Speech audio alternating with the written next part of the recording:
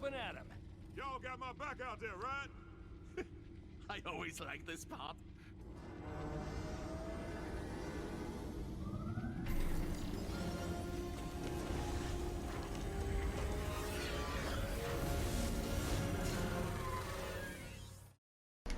Alrighty then, I'm going to talk about Agents of Mayhem, and what you were seeing before was a glitch, and this game does have a few glitches. Nothing I would say was game breaking from what I've experienced, and to be clear, I did not finish the game. Based off what I was playing, I just couldn't really go through or put myself through actually trying to finish this game, and I'm gonna explain why I did not finish the game and why I sold the game. And luckily I was able to get my money back, so that's a good thing. You know, people, keep your receipts, have your receipts ready and all that shit. So, and that's a good thing when you're not buying your games digitally, especially on consoles, because you know.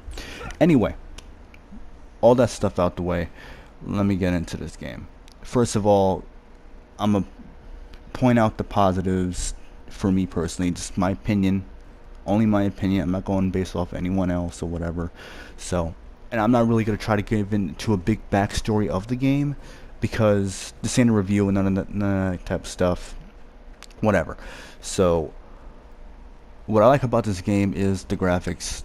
I think it does a good job of, I don't know what engine they're using or whatever, but the game does look good. The world looks great.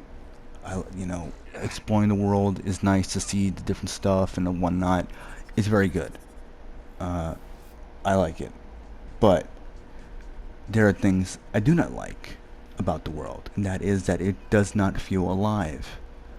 The citizens just, I don't, it's not alive. It just, there's not random activities going on. There's nothing really, like, there's not a lot really going on. I mean, if anything, it just, there's just nothing really special going on in the world. So let's just leave it at that. As far as voice acting is concerned, that's good. I had no problem with it from what I've heard. The gameplay is good, you know, it's responsive, etc., etc. But there's definitely a big problem with the gameplay, and let me just get on with that now. Downright to the negatives.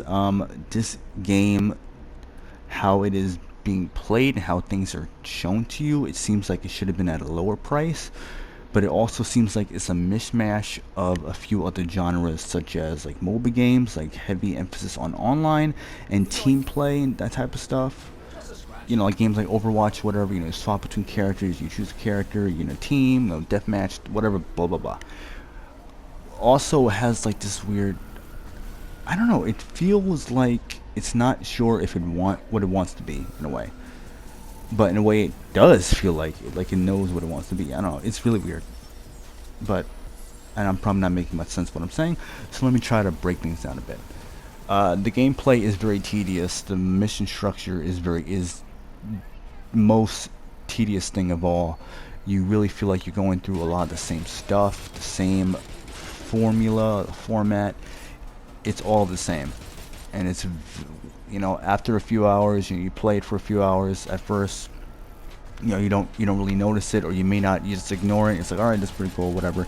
Early stuff, I'm pretty sure other things will get more interesting later on, but no, unfortunately, that is not the case. And it honestly, playing the game feels like a chore, because you feel like you're, not just that you feel like it, but you really are doing a lot of the same stuff over and over and over again. Yeah, I don't know what is up with that. Another thing that I do not like is the driving. The driving does not feel, I don't know how to explain it, it just doesn't feel good. It doesn't really feel like a lot of time and effort was actually put into making sure that the driving is really good. And it does seem like the driving aspect of the game was an afterthought. But whatever. And I kind of feel like this is going to be a similar thing with Gearbox Studios, where they made Battleborn, but everyone was like, oh, what the hell is Borderlands 3 and whatnot, and now they are working on Borderlands 3.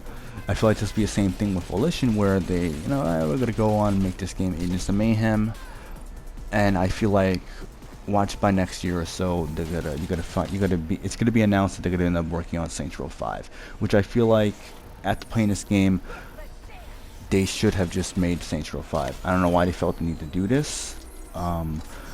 If anything, this should have been a much smaller project, because seeing as how they worked, how certain things played out in this game, seems like it easily could have been a smaller project. This could have been more of a budget game at a more lower price, whatnot. Unlocking the skins for the weapons and the characters, like the outfits or whatever, is not really fun. It's kind of limited, and then it's like a lot of things that were good about Saints Row, the games, it's just completely stripped down and just watered down in this game. So if you want to avoid the game, if anything, I would just say rent it or get it at a used price, or just keep your receipts, whatever you do, and see with that. And another thing I think would have worked for the game would have been multiplayer. Seeing as how the game plays, it just feels like it's kind of boring, and it eventually gets boring when you're playing alone. It's one of those games when it does that. But those are my thoughts on Agents of Mayhem. If you played it, what are your thoughts, etc., etc. Thanks for watching, and hopefully we get a Saints Row 5. Hopefully.